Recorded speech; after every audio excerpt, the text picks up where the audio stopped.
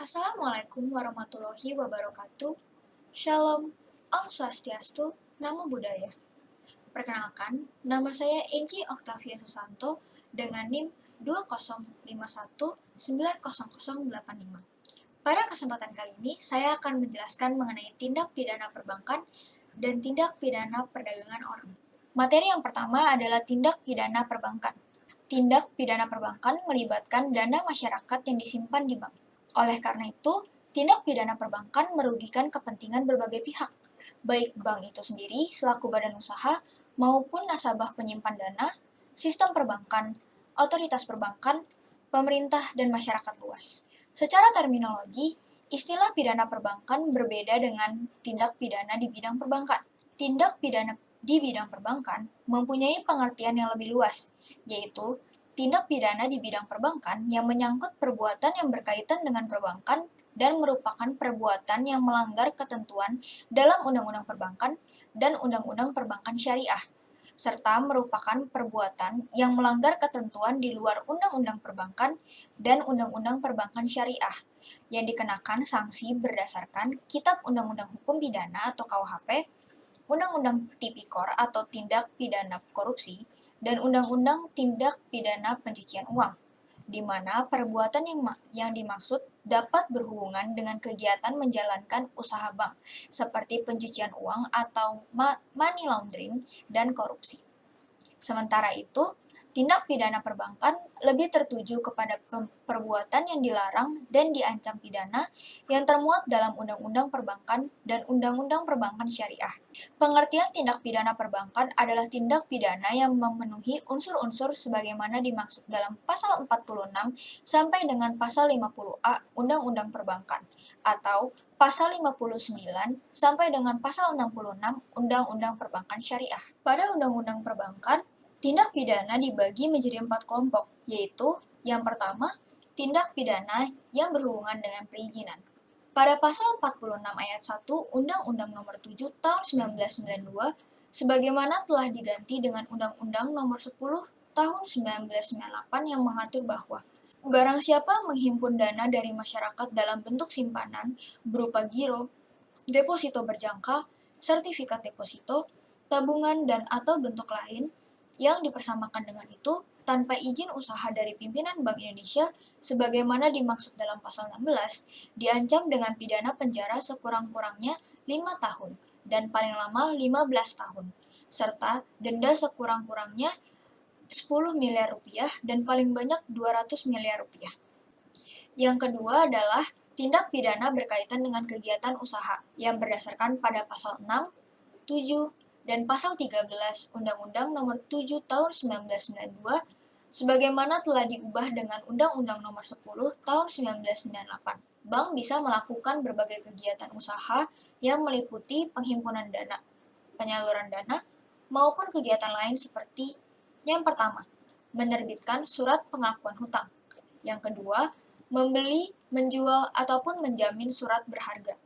Yang ketiga, memindahkan dana atau uang baik untuk kepentingan sendiri maupun nasabahnya. Yang keempat, melakukan kegiatan penitipan atau kepentingan pihak lain berdasarkan suatu kontrak atau kustodian. Dan yang kelima, melaksanakan kegiatan anjak piutang, usaha kartu kredit, maupun usaha wali amanat.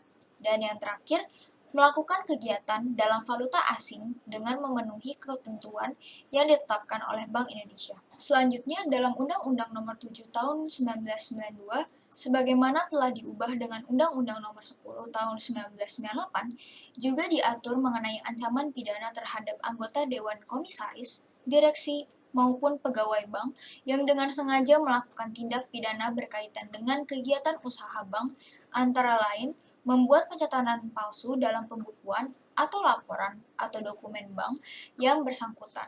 Yang ketiga, tindak pidana berkaitan dengan rahasia bank. Ketentuan pidana berkaitan dengan rahasia bank diatur dalam pasal 47 Undang-Undang Nomor 7 Tahun 1992, sebagaimana diubah dengan Undang-Undang Nomor 10 Tahun 98. Dalam undang-undang itu secara jelas diuraikan bahwa keterangan mengenai nasabah yang wajib dirahasiakan hanyalah khusus bagi nasabah penyimpanan serta simpanannya.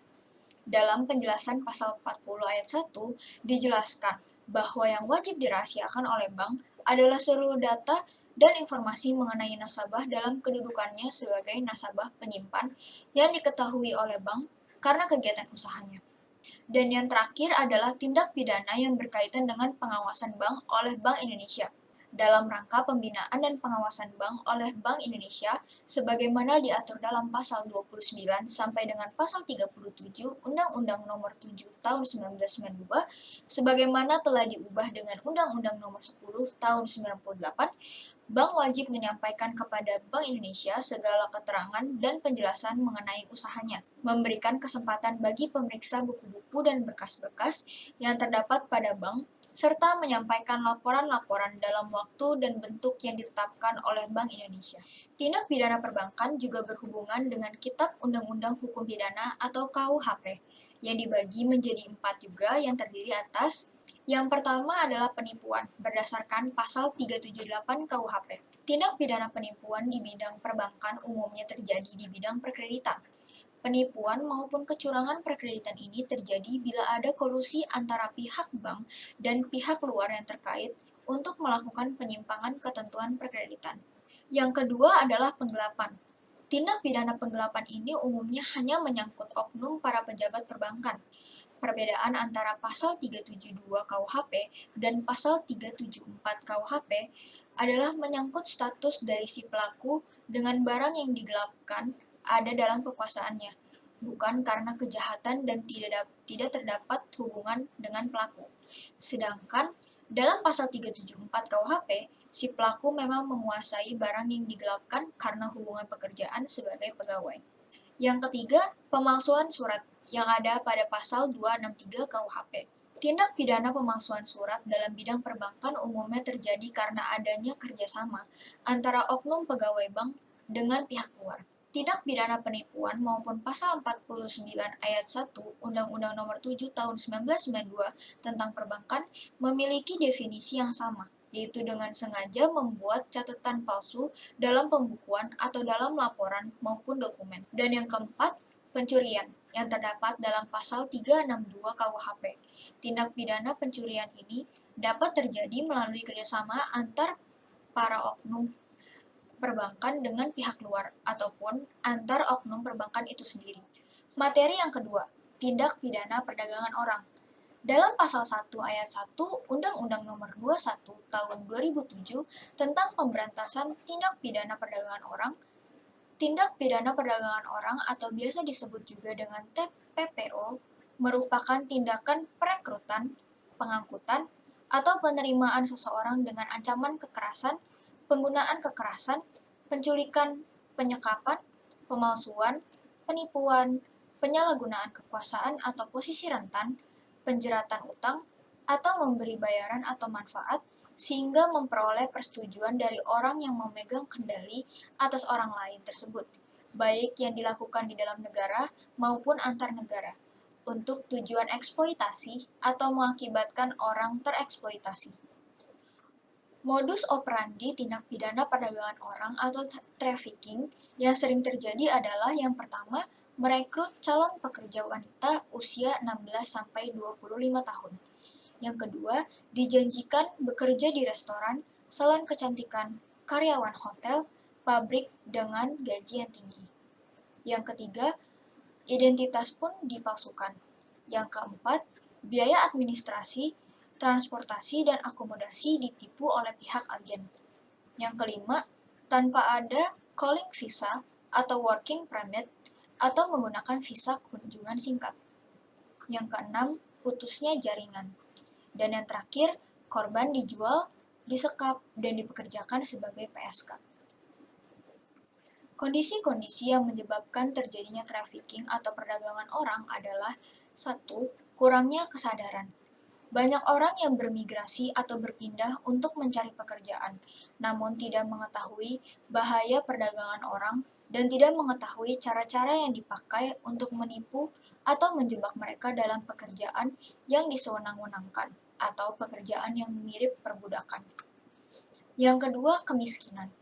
Kemiskinan telah memaksa banyak keluarga untuk merencanakan strategi penopang kehidupan mereka, termasuk bermigrasi untuk bekerja karena jeratan hutang. yaitu pekerjaan yang dilakukan seseorang guna membayar utang atau pinjaman.